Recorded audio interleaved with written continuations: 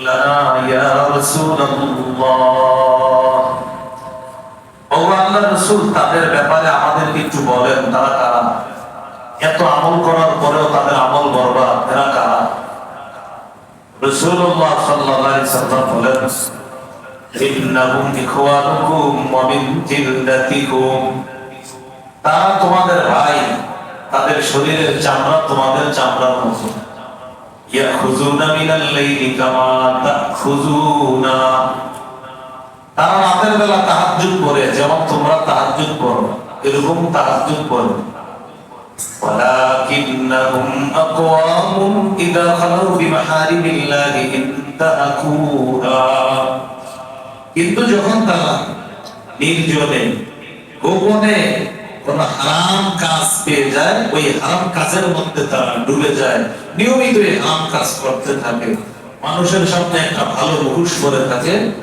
আর আরামে শুধু হারাম কাজ একের পর এক করতে থাকে তাদের এই প্রকাশ্য পাহাড়ের মতো নেকিগুলা নিয়মিত গোপন পাপের কারণে কিয়ামতের মাঠে আল্লাহ এই বড় বড় পাহাড় পরিমাণ আমল নাই করি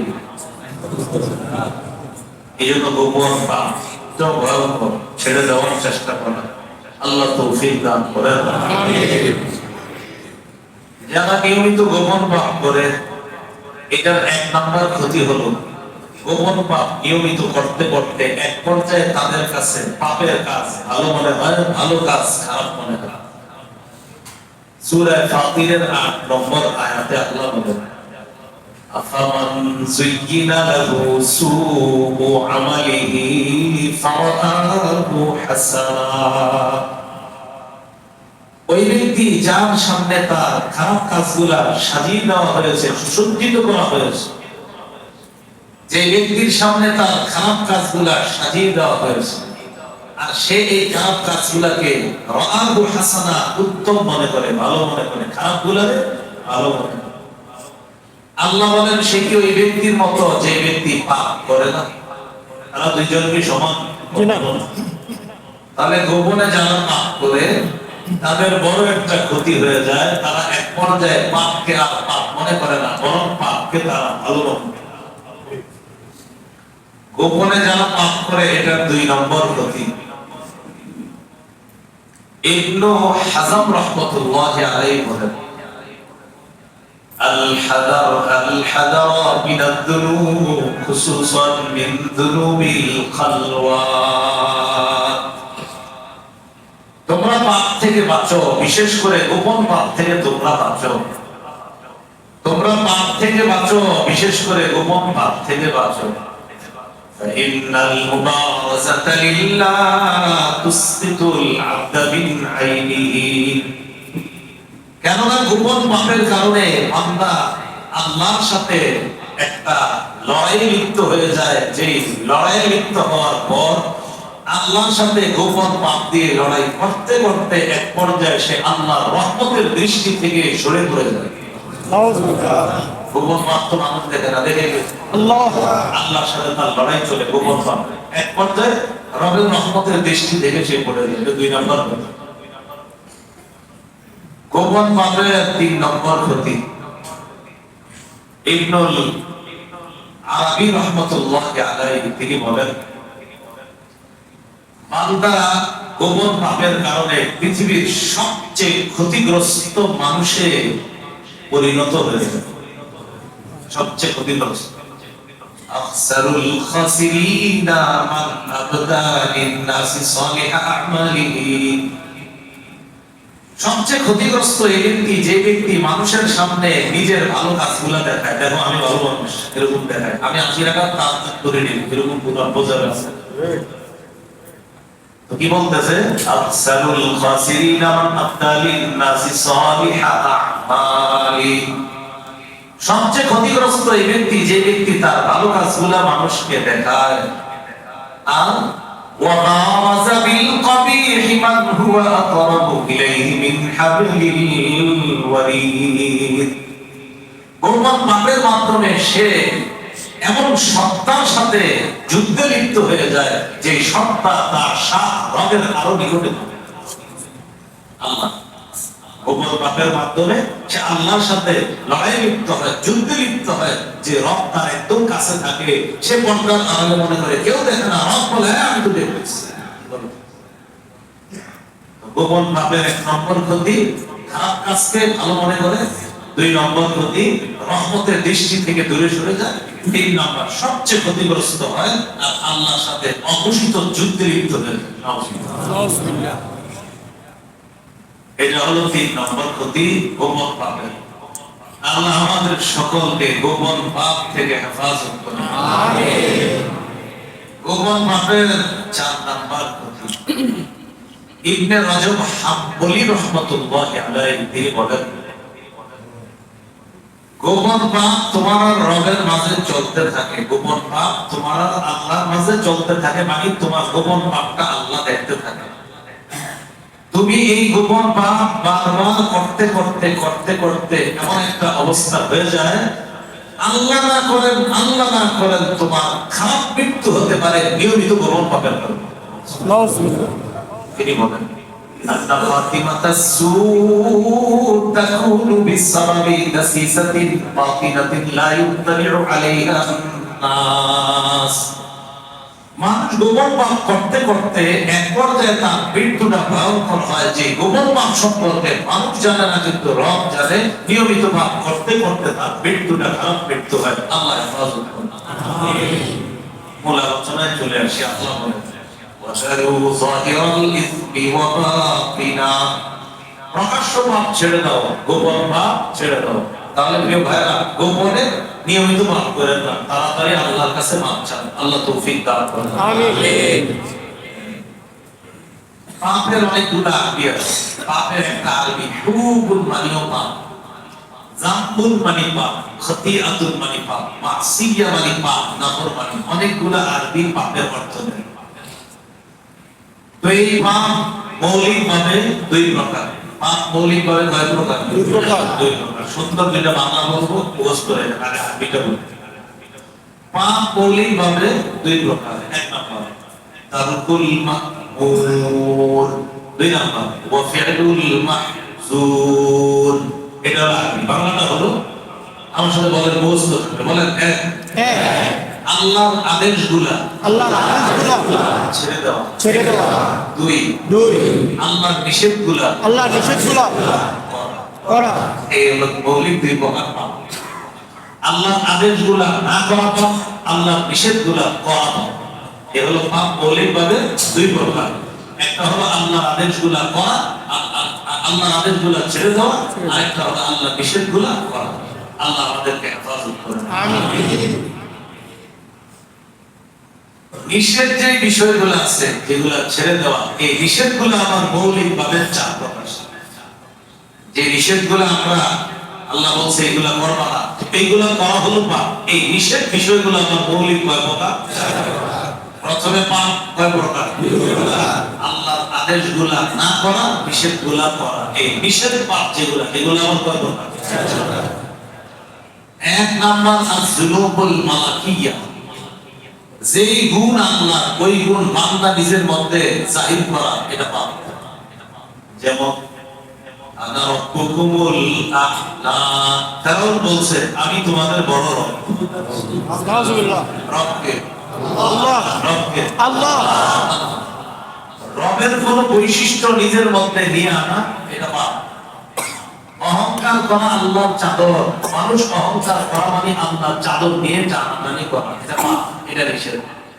তাহলে 1 নাম্বার আয-যুনুবুল মালাকিয়া, রবের কোন বৈশিষ্ট্য কোন বান্দা নিজের মধ্যে আইনা বলা যে আল্লাহর এই বিষয়টা আমারও, এটা নাউজুবিল্লাহ নিষেধ। 2 নাম্বার আয-যুনুবুশ শাইতানিয়া, যে কাম শয়তানে করে সেটা আপনি করেন, এটা পাপ, এটা নিষেধ। যেমন হাসাদ, হিংসা করা শয়তানের কাজ, এটা যদি মানুষ করে তাহলে এটা পাপ, এটা নিষেধ। আসমানে সর্বপ্রথম হিংসা করছে যেই সৃষ্টিটা, সে হলো শয়তান। সে হলো কে? শয়তান। হাসাদ করা, এটা পাপ। قال رسول الله صلى الله عليه وسلم إياكم والحسد, রাসূলুল্লাহ সাল্লাল্লাহু আলাইহি ওয়াসাল্লাম বলেন তোমরা হিংসা থেকে বাঁচো। فإن الحسن يأكل الحسنات كما تأكل النار الحطب আগুন যেমন কাঠকে জ্বালা দেয়, হিংসা নেকির কাজগুলোকে এরকম জ্বালিয়ে দেয়। হিংসা নেকির কাজগুলোকে জ্বালিয়ে দেয়, যেমন আগুন কাঠকে জ্বালিয়ে দেয়। আল্লাহ আমাদেরকে হিংসা থেকে হেফাজত করুন। আমিন।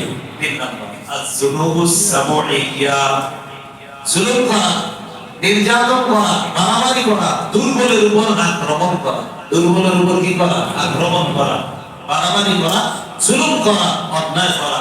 এতদিন কিছু করতে পারেন নাই, হঠাৎ আপনি বলে ফেললেন এই করলে সে হয়ে যাবে, এতদিন বললেন না। জুলুম করা, মারামারি করা। এখন আপনার উপরে কোনো দায়িত্ব আসে নাই, দায়িত্ব আসার আগে আপনার পাপ সব এমন অবস্থা পাইলে আপনি আগের চেয়ে আরো ভয়ঙ্কর কাজ করবেন। পাপ সব এমন মনে হচ্ছে এই জুলুম করা, এটা ভয়ঙ্কর করা। প্রত্যেক পতিত জালেম থেকে পরবর্তী যারা, তারা যদি শিক্ষা না হয় তাহলে আগের জালেমের চেয়ে পরবর্তী জালেমের পরিণতি আরো ভয়ঙ্কর। এটা আসলে ঠিক, এটা রেডিমেড ঠিক না। মাফিকে আমরা রেডিমেড ঠিক বলি, কিন্তু এটা আসলে ঠিক।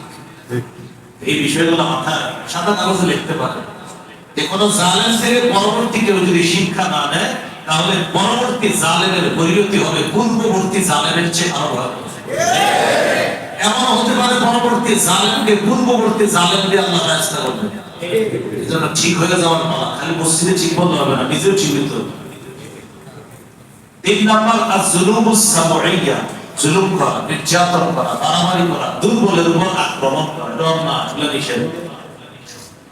4 নম্বর আয-যুনুবুল বাহিমিয়্যা, পশু সুলভ আচরণ করা। যেই কাজ পশু করে সেটা আপনি করেন, যেমন রাস্তাঘাটে কুকুরে যা করে সেটা আপনি করেন, তো এটা পাপ, এটা অন্যায়। এই জাতীয় অন্যায় প্রতিষ্ঠিত করার জন্য রীতিমতো আন্দোলন করা শুরু করছে। এই জন্য আমি দেখছি বর্তমান যারা আমাদের দেশের দায়িত্বশীল তারা মোটামুটি ভালো অবস্থানে ছিল, যখন কোরআনের উপর হাত দিল তখন অবস্থা খারাপ হওয়া শুরু হয়ে গেল। কোরআনের উপর হাত দিলে যে হাত দিবে না মাথা রাখতে। এই জন্য আপনি দেখেন কোরআনের উপর হাত দেওয়ার আগ পর্যন্ত তেমন ঝামেলা ছিল না, যেই কোরআনে হাত দিলে এরপর চারদিক থেকে ঝামেলা শুরু। কেন? কোরআনে হাত দেওয়া যাবে না, আল্লাহ একদম ছিঁড়া হয়ে যাবে। কোরআনে হাত দেওয়া যাবে না, একদম সব সাইজ করে দিবে আল্লাহ। কোরআনে হাত দেওয়া যাবে, খুব সাবধান। কোত্থেকে কয়েকজন আসলো, আসার পরে হঠাৎ বলে ফেললো যৌন কর্মীদেরকে শ্রম অধিকার আইনে শ্রমিকদের মর্যাদা। তাহলে কুকুরের কাজ এটা প্রতিষ্ঠিত করার জন্য রীতিমতো আন্দোলন করা হলো। এই পশু সুলভ আচরণ কোন মানুষের মধ্যে আনা এটা পাপ, এটা নিষেধ। সূরা নূরের 2 নম্বর আয়াতে আল্লাহ বলেন, "আয-যানিয়াতু ওয়াজ-যানি ফাজলিদু কুল্লা ওয়াহিদিম মিনহুমা মিআতা জালদা।" ব্যভিচারিণী নারী পুরুষ তারা যদি অবিবাহিত হয় তাদেরকে 100 বেত্রাঘাত করা হবে, আর যদি বিবাহিত হয় তাদেরকে পাথর মেরে হত্যা করা হবে। এটা হলো কোরআনের আইন। যৌন কর্মীদেরকে শ্রম অধিকার আইনে শ্রমিকদের মর্যাদা দেওয়া মানে আল্লাহর কোরআনের সূরা নূরের 2 নম্বর আয়াতের সরাসরি বিরোধিতা করা। এই জন্য এই পশু সুলভ আচরণ যেন মানুষের মধ্যে না, সেটা আল্লাহ নিষেধ করেছে, এটা পাপ, এটা অন্যায়। তাহলে মৌলিকভাবে পাপ 2 প্রকার, আল্লাহর আদেশগুলো না করা পাপ, আল্লাহর নিষেধগুলো করা পাপ। নিষেধগুলো 4 প্রকার। রবের কোন রুবুবিয়তের যোগ্যতা মানুষ যদি দাবি করে এটা পাপ। ইবলিসের কিছু যোগ্যতা মানুষের মধ্যে আনা এটা পাপ। জুলুম নির্যাতন করা, দুর্বলের উপর আক্রমণ করা, এগুলা নিষেধ, এগুলা পাপ। 4 নাম্বার পশু যা করে মানুষও তা করা, পশু সুলভ আচরণ, এগুলা পাপ, এগুলা নিষেধ। আল্লাহ হেফাজত করে। আমিন। এবার সকল পাপগুলা একত্রিত করে পাপের সমষ্টি, বলেন পাপের সমষ্টি 2 প্রকার। বড় পাপ, ছোট পাপ। কবিরা গুনাহ, সগীরা গুনাহ। কবিরা গুনাহ মানে বড় পাপ, সগীরা গুনাহ মানে ছোট পাপ। এটা সব পাপের সমষ্টিতে আমার পাপ 2 প্রকার, বড় পাপ, ছোট পাপ। সূরা ইসরার 30 নম্বর আয়াতে আল্লাহ বলেন, إن تجتنبوا كبائر ما تنهون عنه نكفر عنكم سيئاتكم وندخلكم مدخلا كريما। যদি তোমরা কবিরা গুনাহ থেকে বাঁচো আমি আল্লাহ খুশি হয়ে তোমাদের সগীরা গুনাহগুলো মাফ করে দেব। মৃত্যুর পর তোমাদেরকে সম্মানের জায়গা জান্নাতে প্রবেশ করাবো। আল্লাহ আমাদের সকলকে কথাগুলা বুঝে শুনে সবাই যেন আমরা গুনাহ ছেড়ে দিতে পারি, সেটা প্রকাশ্যে হোক, গোপনে হোক, কবিরা হোক, সগীরা হোক, সব ধরনের গুনাহ থেকে বেঁচে থাকার তৌফিক দান। এই হলো দারুল জাহিলাল কিসবি ওয়া বাতিনা, আল্লাহর হুকুম। 2 নম্বর যে আয়াত তেলাওয়াত করলাম সূরা আনআমের 151 নম্বর আয়াত, ওয়ালা তাকরাবুল ফাওয়াহিশা মা যাহারা মিনহা ওয়া মা বাতান, তোমরা প্রকাশ্য অশ্লীলতার কাছে যেও না, গোপন অশ্লীলতার কাছে যেও না। আগের আয়াতে শিখলাম নগদ পাপগুলা ছেড়ে দেওয়া, এই আয়াতে শিখলাম নতুন করে পাপের কাছে না যাওয়া। আবার বলছি, সূরা আনআমের 120 নম্বর আয়াত থেকে বুঝলাম নগদ যে পাপে ডুবে আছে ছেড়ে দেওয়া। সূরা আনআমের 151 নম্বর আয়াতে আল্লাহ নিষেধ করতেছেন নতুন করে আর পাপের কাছে যাওয়া। তাহলে প্রকাশ্য অশ্লীলতা, গোপন অশ্লীলতার কাছে যাওয়া নিষেধ। প্রকাশ্য অশ্লীলতা এটা কি জিনিস? এটা হলো কেউ যদি বলে শরীর আমার, সিদ্ধান্ত আমার, আমার যা মন চায় আমি তা করবো, আমার বাপকে, আমার ভাইকে, আমার স্বামীকে, এগুলা গুনাহ টাইপ নাই। আমার মন চাইলে বাপের কাছে থাকবো, মন চাইলে ভাইয়ের বাসায় যাবো, মন চাইলে স্বামীর ঘরে থাকবো, মন চাইলে অন্য কোথাও থাকবো, কারণ শরীর আমার, সিদ্ধান্ত আমার। কি আমার? শরীর আমার, সিদ্ধান্ত আমার। এই কথা বলা মানে প্রকাশ্য অশ্লীলতা সমাজে ছড়িয়ে দেওয়ার চেষ্টা করা। সূরা আরাফের 54 নম্বর আয়াতের বিরোধিতা করা।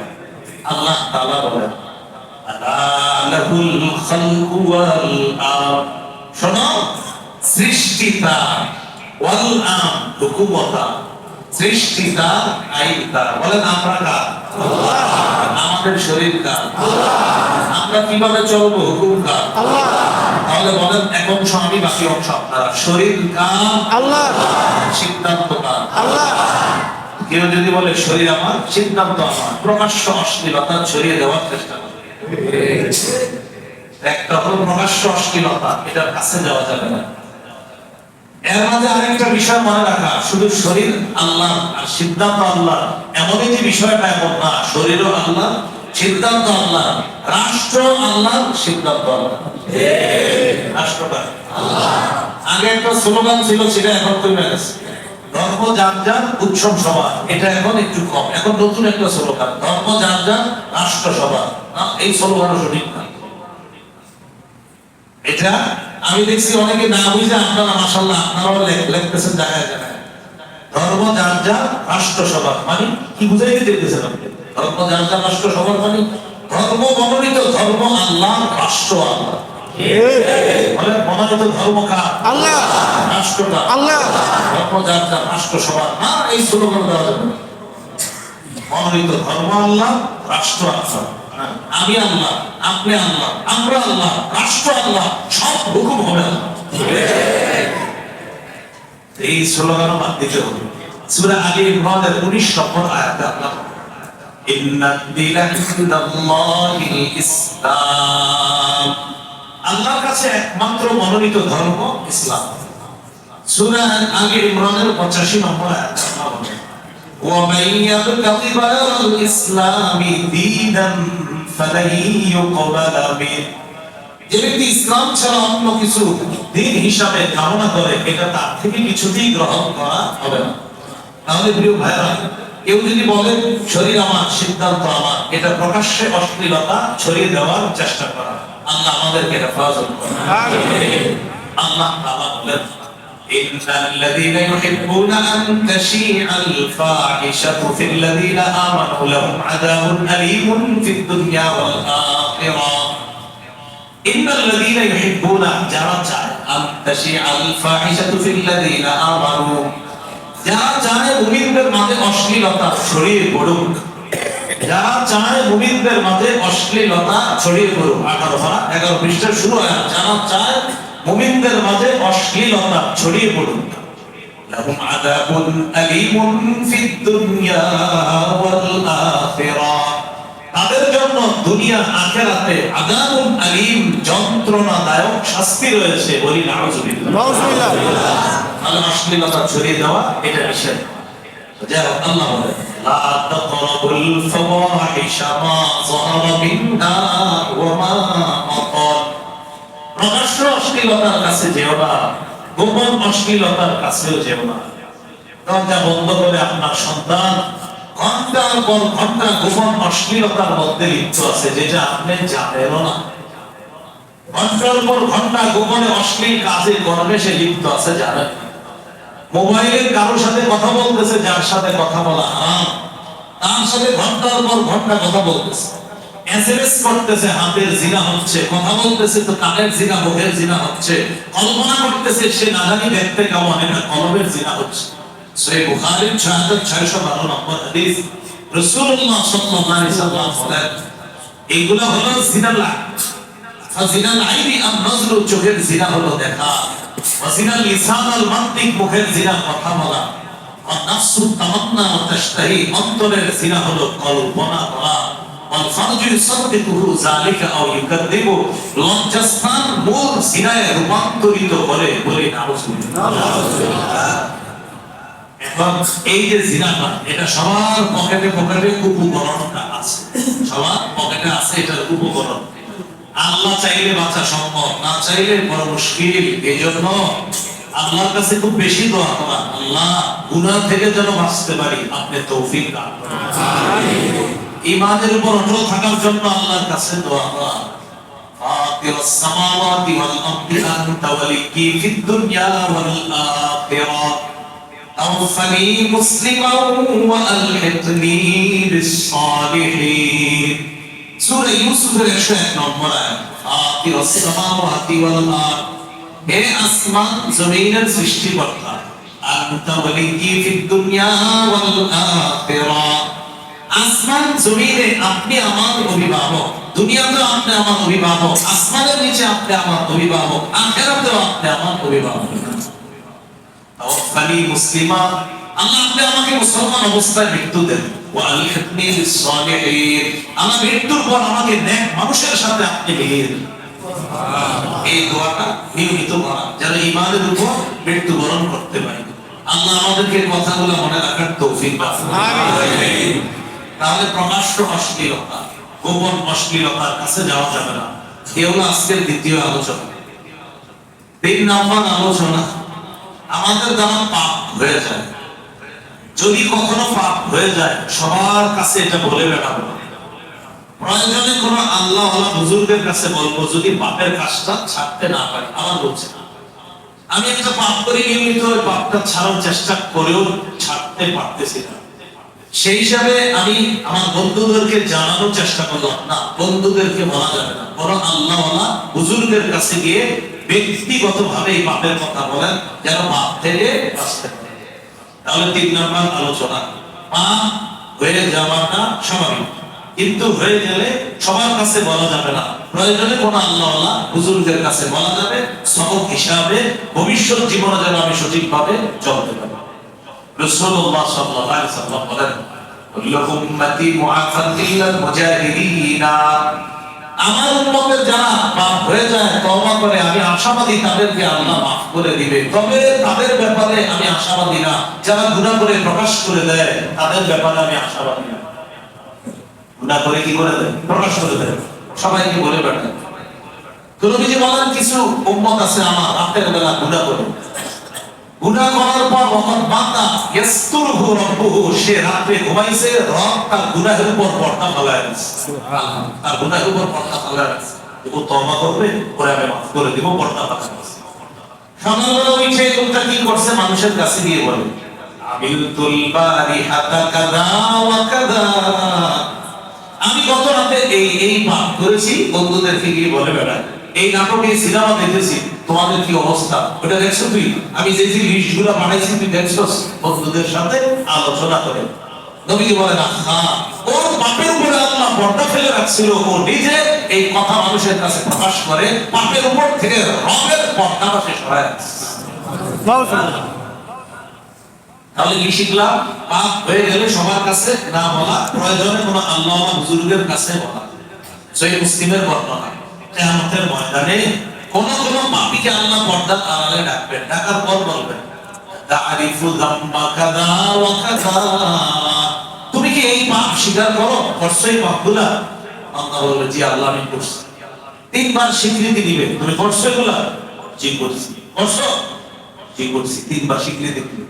নেওয়ার পর আল্লাহ বলবেন তোমার তো পানিশমেন্ট হওয়া উচিত, শাস্তি হওয়া উচিত, তবে কিছু ভালো কাজ আছে তোমার পর্দার আড়ালে আনলাম, তো এই জন্যই তোমাকে কিছু কিছু ভালো কাজ আমি আল্লাহ খুব পছন্দ করেছি তোমার, যাও ডান হাতে আমলনামা দিয়ে দিলাম, পাপগুলা গোপনে রেখে দিলাম, পর্দার আড়ালেই মাফ করে দিলাম। সুবহানাল্লাহ।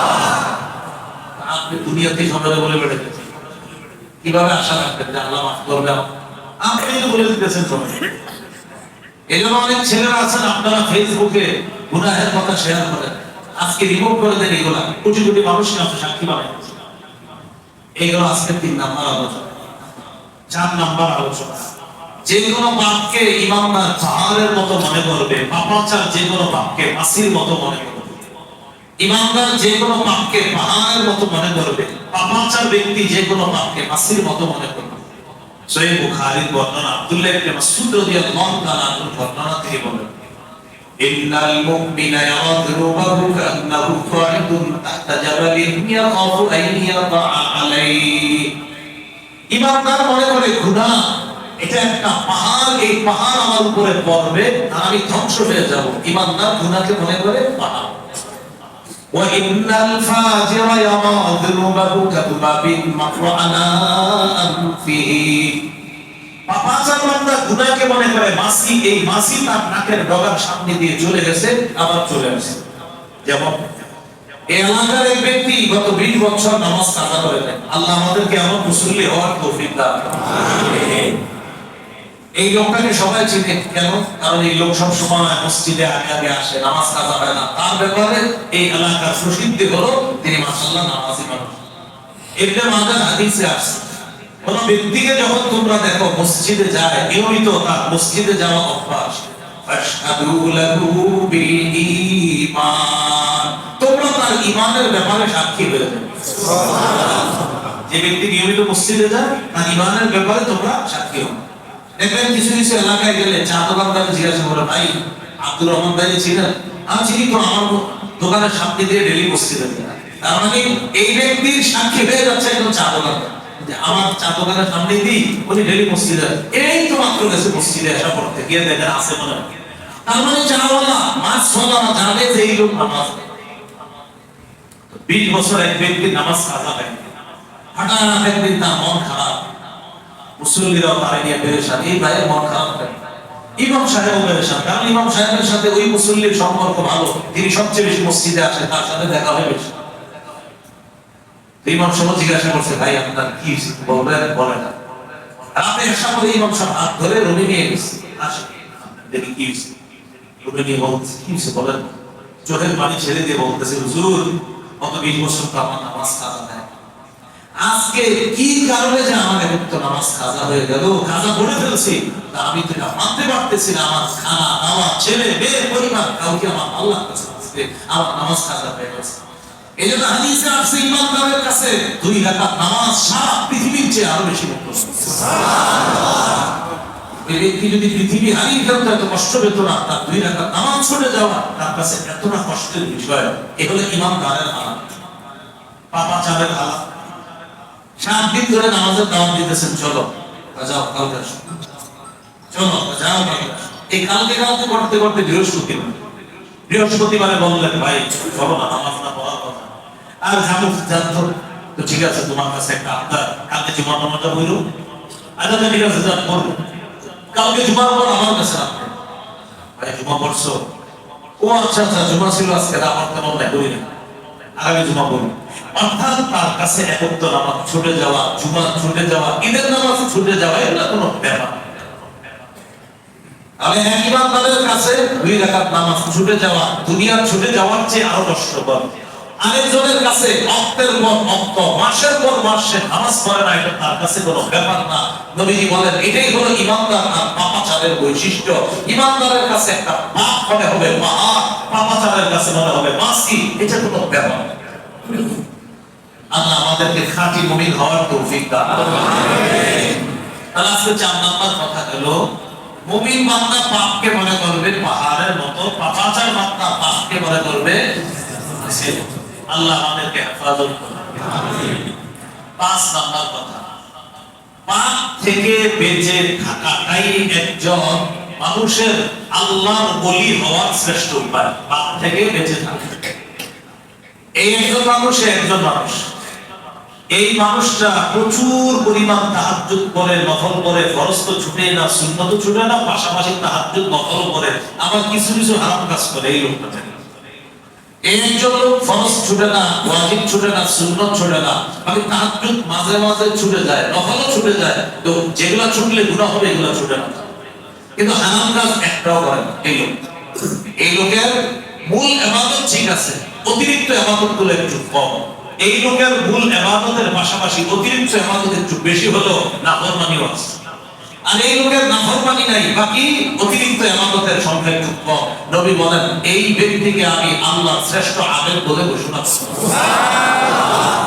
হারাম থেকে বেঁচে থাকা আল্লাহর শ্রেষ্ঠ আবেদ হওয়ার উপায়। তিরমিজির হাদিস 2305 নম্বর হাদিস, রাসূলুল্লাহ সাল্লাল্লাহু আলাইহি ওয়াসাল্লাম বলেন, মাইয়াকুযু আন্নী হাউলাই কালিমাত ফায়ামালু বিহিন্না আও ইউআল্লিমু মান ইয়ামালু বিহিন্না। রাসূলুল্লাহ সাল্লাল্লাহু আলাইহি ওয়াসাল্লাম একদিন ঘোষণা করলেন, আচ্ছা তোমাদের মধ্যে কে আছো, আমি এখন কিছু কথা বলবো, আমার কথাগুলো গ্রহণ করবা, নিজে আমল করবা, অন্যকে শিখাই দিবা, তারাও যেন আমল করে। আসো কেউ? قال أبو هريرة رضي الله تعالى عنه أنا يا رسول الله। সাহাবী আবু হুরায়রা রাদিয়াল্লাহু তাআলা আনহু বললেন, হুজুর আমি আছি, আমি আপনার কথা গ্রহণ করব, আমল করব, অন্যকে শিখিয়ে দিব, তারাও যেন আমল করে। বাকি এই হাদিস যিনি আপনাদেরকে শোনাবে বা এই যুগে যাদেরকে শোনাবে, তারাও এই ওয়াদা করতে হয় যে হুজুর আপনি হাদিস বলার পর আমরা গ্রহণ করব, আমল করব, অন্যকে শিখাবো, তারাও যেন আমল করে। এখন আপনারা বললে আমি হাদিস বলতে পারি।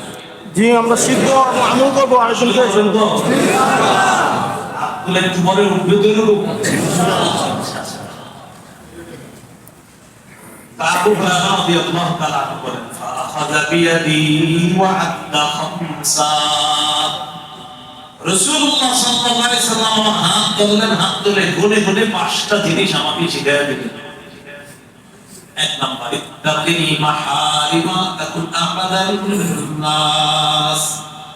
আবু হুরায়রা, তুমি হারাম থেকে বাঁচো, হারাম কথা থেকে বাঁচো, হারাম কাজ থেকে বাঁচো, হারাম কর্ম থেকে বাঁচো, হারাম খাদ্য থেকে বাঁচো। আমি নবী বলে দিলাম, তুমি পৃথিবীর মানুষের মাঝে সবচেয়ে শ্রেষ্ঠ আবেদ হয়ে যাবে। সুবহানাল্লাহ।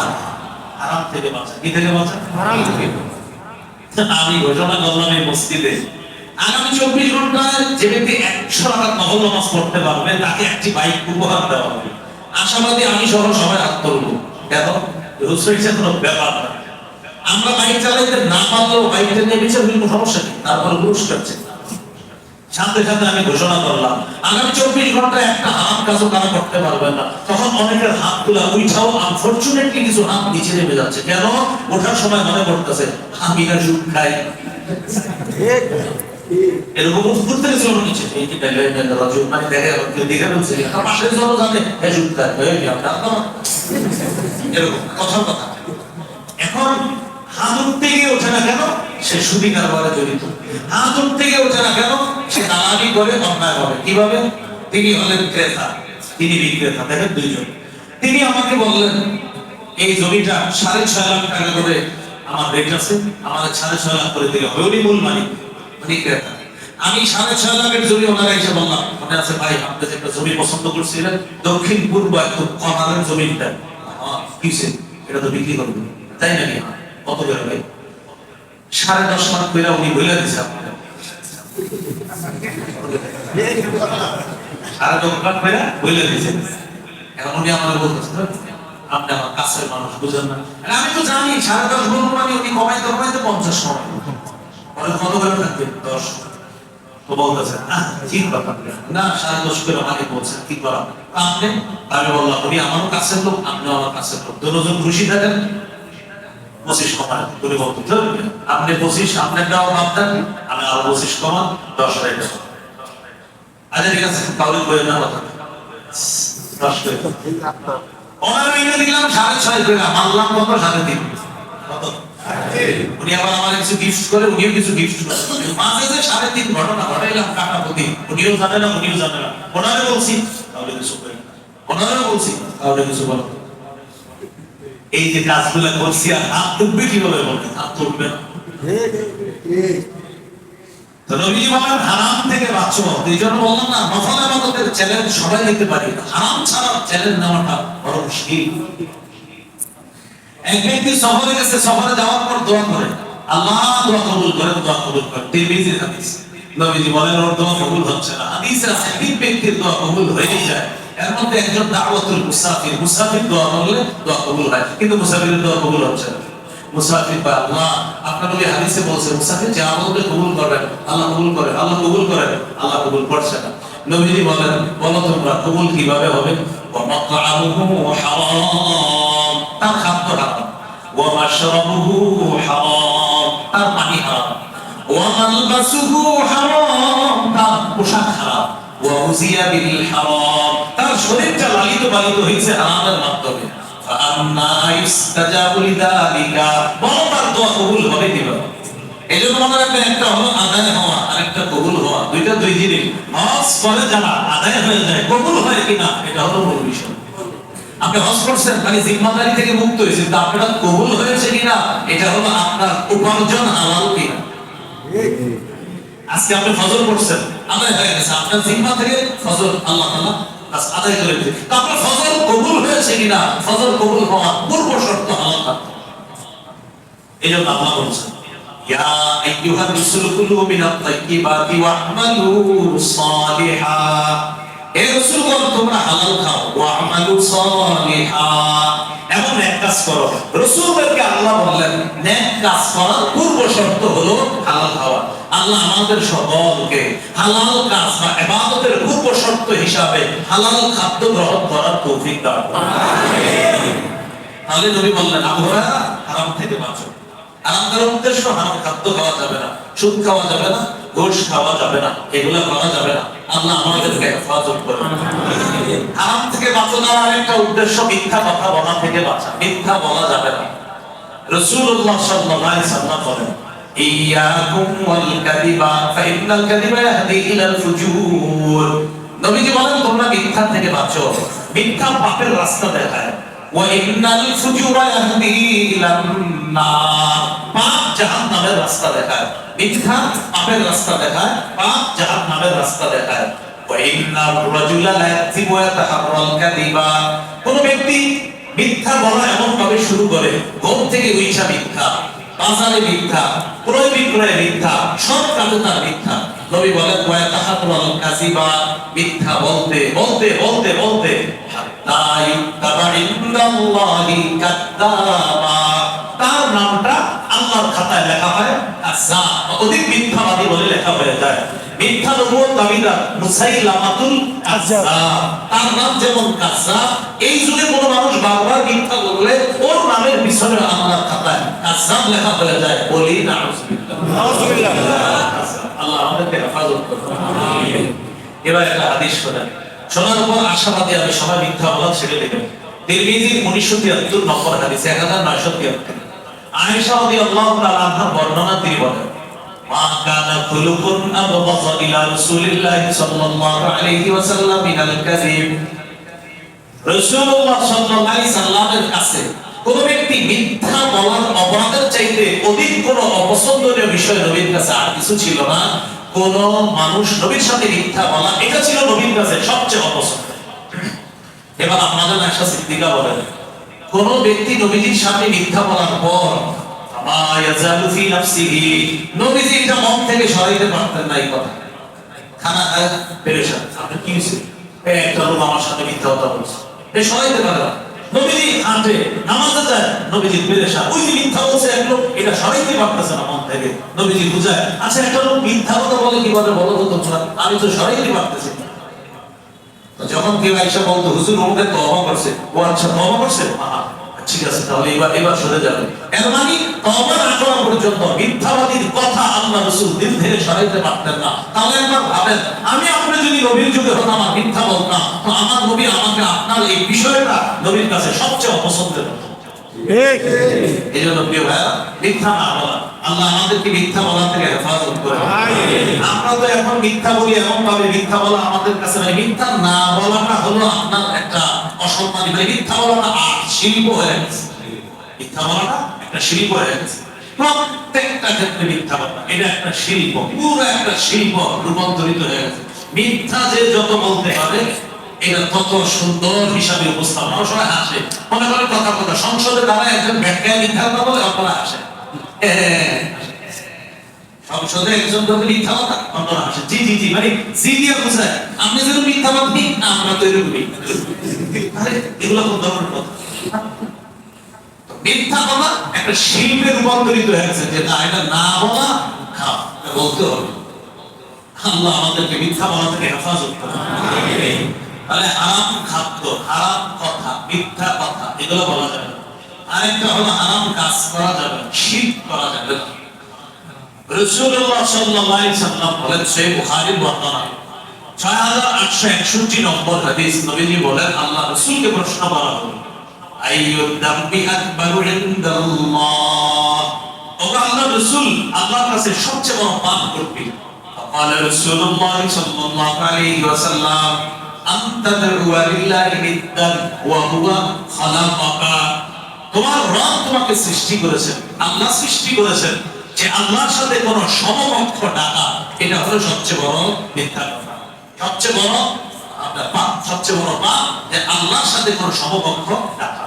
ভাই অনেক মানুষ আছে আপনারা 365 দিন আল্লাহকে রুকু করেন, আল্লাহর কাছে সিজদা করেন, হঠাৎ বছরে একদিন চুপে চুপে কেউ যেন না দেখে ছোট্ট করে আরেক জায়গায় সিজদা দিয়ে দেন। এটা কিন্তু খারাপ, আপনার সব আমল বরবাদ হয়ে যাবে। অনেকে মনে করে যে একটা হলো শরীয়তের জগৎ আর একটা মারিফতের জগৎ। মারিফতের জগতে মনে হয় অনেক কিছু আছে, যে কিছুগুলা এগুলা মনে হয় কোনো পাপ না। যেমন গত রমজানে একজনের সাক্ষাৎকার দিছে, এক বিশ্বাসের সাক্ষাৎকার দিছে, আপনি রোজা রাখেন না কেন? বিশ্বাস জবাব দিতেছে, আমার পেটে অনেক পোকামাকড় আছে, তো আল্লাহ মাখলুক গুলা যেন কষ্ট না পায়, এই জন্য আমি রোজা রাখি।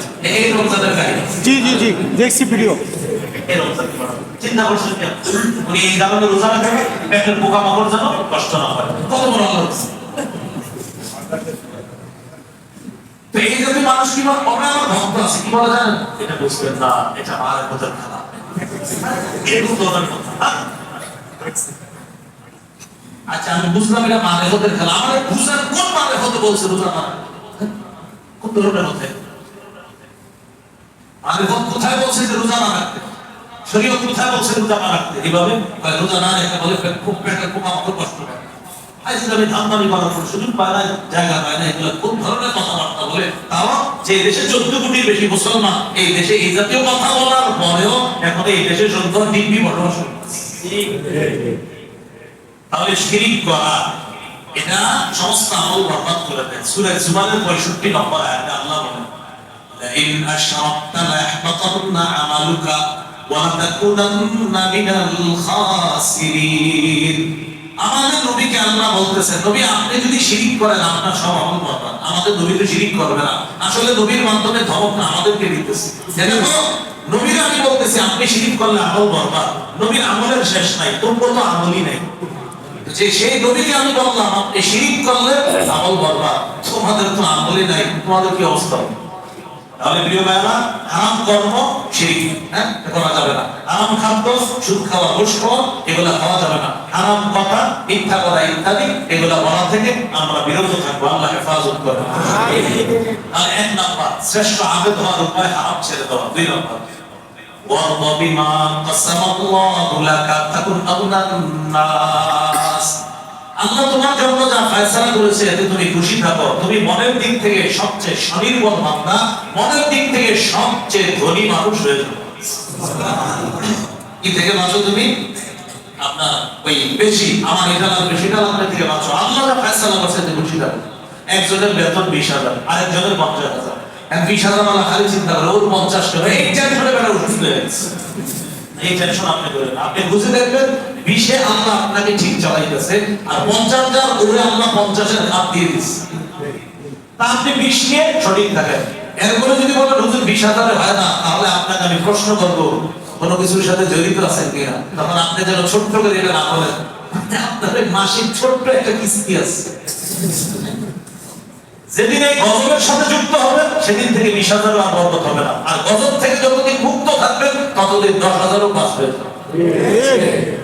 গজব লাগে আপনার সাথে তো কি করে ছোট্ট একটা কিস্তি, ছোট মানে বেশি হবে আপনার মানুষে হালকা এরকম বলে। আল্লাহ আমাদেরকে হেফাজত করে। আমিন। 1 নাম্বার হারাম থেকে বাঁচা, শ্রেষ্ঠ আবেদ হওয়া। 2 নাম্বার শ্রেষ্ঠ ধনী হওয়ার উপায় হলো আল্লাহর ফয়সালা মেনে নেওয়া, আল্লাহ যা দিয়েছে এটা মেনে নেওয়া। 3 নাম্বার ওয়াহসিন ইলা জারিকা তাকুন মুমিনা, তুমি প্রতিবেশীর সাথে উত্তম আচরণ করো, তুমি খাঁটি মুমিন হয়ে যাবে। প্রতিবেশীর সাথে উত্তম আচরণ কাকে বলে? রাসূলুল্লাহ সাল্লাল্লাহু আলাইহি সাল্লাম বলেন, প্রতিবেশীকে সালামের মাধ্যমে হলেও প্রতিনিয়ত প্রতিবেশীর হক রক্ষা করো, একটা সালাম দিয়ে হলেও। গাড়ি থেকে নামলাম, এই জায়গায় আসা পর্যন্ত আমাদের আসার পরে সম্মান করে আমাকে দিয়ে মাতৃ পড়ে। গাড়ি থেকে নামার পরে ওলামা হযরত সহ সাধারণ জনগণ অনেকেই মুসাফা করতেছে। আমার সাথে আজকে যারা মুসাফা করছেন, আপনারা অনেক শান্তি দোয়া করছেন আমার জন্য, আপনার উপর সব শান্তি বর্ষিত। কিন্তু আমি শিওর আপনাদের অনেকে এমন গত 5 বছর প্রতিবেশীর সালাম দেন। প্রতিবেশীকে সালাম দেন কেন ভাই? প্রতিবেশীকে সালাম দিছেন শুধু কালে আরে এত আমাদের পাশে করে আব্দুল রহিম ভাই সালাম দিন। রাসূলুল্লাহ সাল্লাল্লাহু আলাইহি ওয়াসাল্লাম বলেন, সালামের মাধ্যমে হলো প্রতিবেশীর হক রক্ষা করা। 5 ওয়াক্ত নামাজে আপনাদের যাদের সাথে দেখা হয়, প্রতি 5 ওয়াক্ত নামাজে সালাম।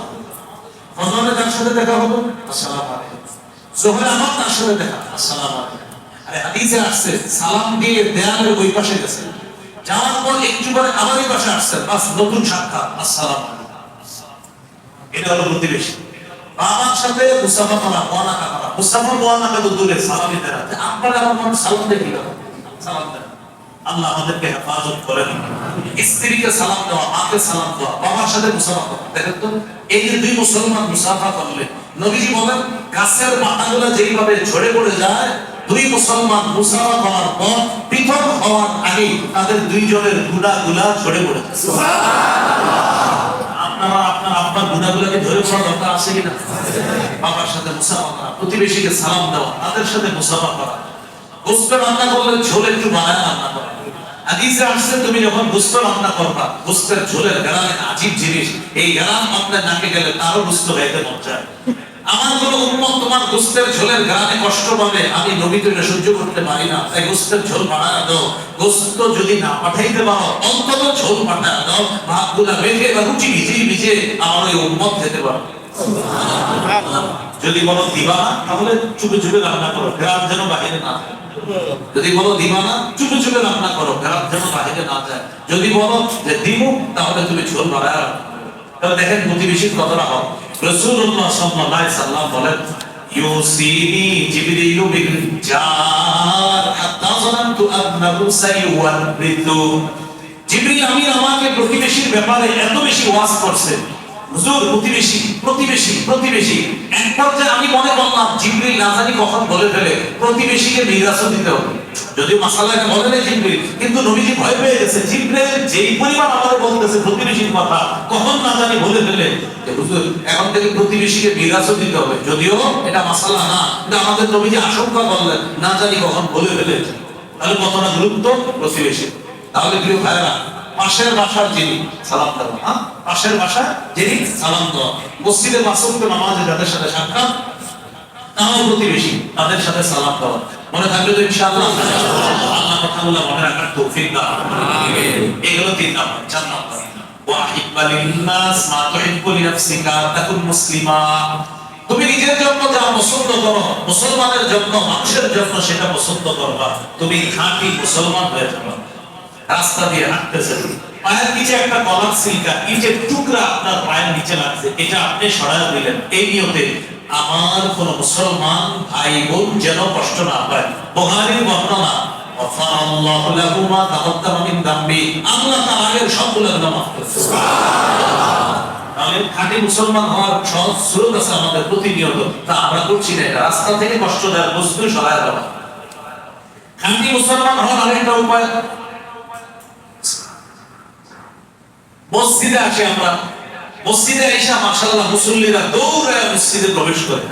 কিভাবে প্রবেশ করে? ধরে বলেন তো, এখন সিজনটা কিসের? বৃষ্টির। বৃষ্টির সময় জুতার নিচে কাদা লাগে কিনা? এই কাদাযুক্ত জুতাগুলা দিয়ে মসজিদের সামনে এসে থুস করে ঢুকে, একটা দক্ষিণে আর একটা উত্তরে জুতা। আরো 10-12 জন মুসল্লির ভালো জুতাগুলো মসজিদের সামনে ছিল। এখন আপনার সম্মানিত দুই জুতা দিয়ে সবার জুতাগুলো ময়লা করে আপনি মসজিদে এসে নামাজ পড়লেন, আল্লাহ হক আদায় করলেন। আবার এই জাতীয় মুসল্লি যারা দ্রুত মসজিদে আসে, এসে কি করে? আল্লাহু আকবার, এইভাবে হাতাটা থাকে, এইভাবে থাকে, আল্লাহু আকবার, সুবহানাল্লাহ, ওয়াবিহামদিকা, আপনারা দেখেন এরকম করে। আমি কিন্তু এটা এরকম না যে আমি না দেখা বলি, এরকম করতেছে। আপনি দেখেন দ্রুত দৌড়ে এসে আপনি স্বাভাবিক ভাবে, আমি যদি আজকে দ্রুত দৌড়ে আসি, আমিও হামাবো, এটা স্বাভাবিক। এই জন্য হাদিসে নিষেধ আসছে নামাজে দৌড়ানো যাবে না। রাসূল সাল্লাল্লাহু আলাইহি ওয়াসাল্লাম স্বাভাবিক গতিতে আসো, গতিতে আসার পর যতটুকু নামাজ পাও ইমামের সাথে বলো, যতটুকু না পাও দাঁড়িয়ে বাকিটা আদায় করো। হাদিস দৌড়ে আপনি স্পিড আসেন, আশা করি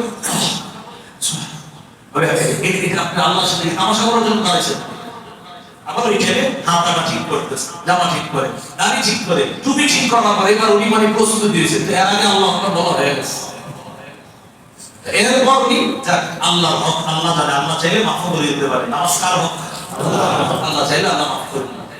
বাহিরে যে বান্দার হকগুলো নষ্ট করে ঢুকলেন আপনি, এখন মুসল্লি দরজা বের হওয়ার সময় প্রত্যেকের মনে আঘাত পেয়েছে, এই কাজটা কে করবে? প্রত্যেকে আঘাত পেয়েছে। আল্লাহ হক আল্লাহ মাফ করে দিবেন চাইলে, বান্দার হক ওই 10 মুসল্লি না মাফ করলে আল্লাহকে মাফ করবেন। খাঁটি মুসলমানের পরিচয় দেওয়ার চেষ্টা করবো আমরা। মসজিদের সামনে এসে আমার দ্বারা কোনো মুসল্লি যেন আঘাতপ্রাপ্ত না হয়, এই কথাটা মনে রাখা। আল্লাহ তৌফিক দান করুন। এটা 4 নাম্বার উপায় খাঁটি মুসলমান হওয়া।